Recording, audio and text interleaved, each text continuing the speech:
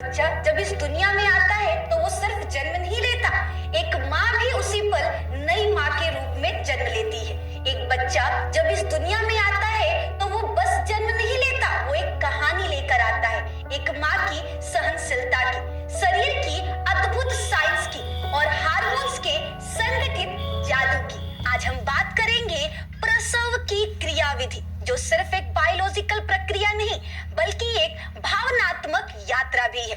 प्रसव की पूरी क्रियाविधि को हम 4 स्टेजेस में बांट सकते हैं। तो चलिए बात करते हैं प्रसव के पहले स्टेज की, जहां से ये पूरी प्रक्रिया शुरू होगी, यानी गर्भाशय की दीवारों में संकुचन की।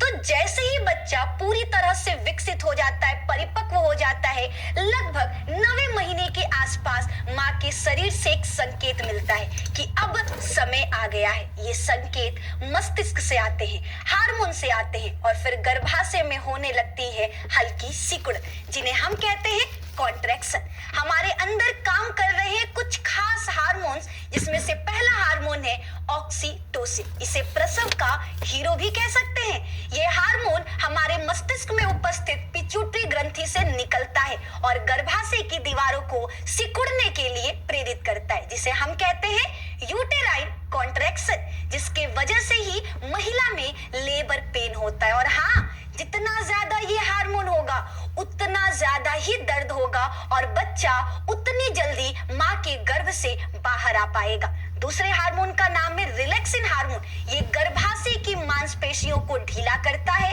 और गर्भाशय ग्रीवा को चौड़ा करता है, ताकि शिशु योनि के रास्ते बाहर आ सके। तीसरे हार्मोन का नाम है एस्ट्रोजन और प्रोजेस्टेरोन। ये दोनों हार्मोन पहले पूरे गर्भकाल में संतुलन बनाए रखते हैं, लेकिन डिलीवरी के समय एस्ट्रोजन बढ़ता है और प्रोजेस्टेरोन घटने लगता है, जिससे गर्भाशय की संवेदनशीलता बढ़ जाती है। अब बात करेंगे डिलीवरी के दूसरे स्टेज, यानी गर्भाशय ग्रीवा के चौड़ा होने की, जो गर्भ को बाहर की दुनिया से जोड़ता है।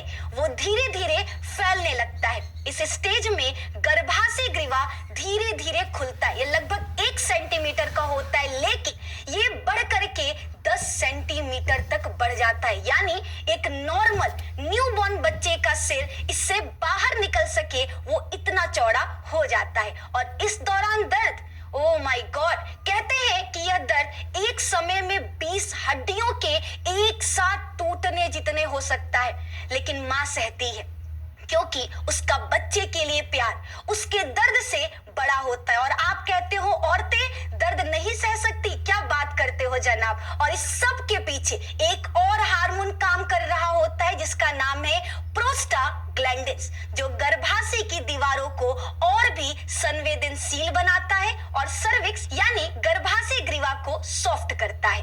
ये स्टेज कई घंटों तक चल सकती है और यही माँ की सहन शक्ति की असली परीक्षा होती है। अब बात करेंगे डिलीवरी के तीसरे स्टेज यानी थर्ड स्टेज की, जिसमें बच्चे का जन्म होगा।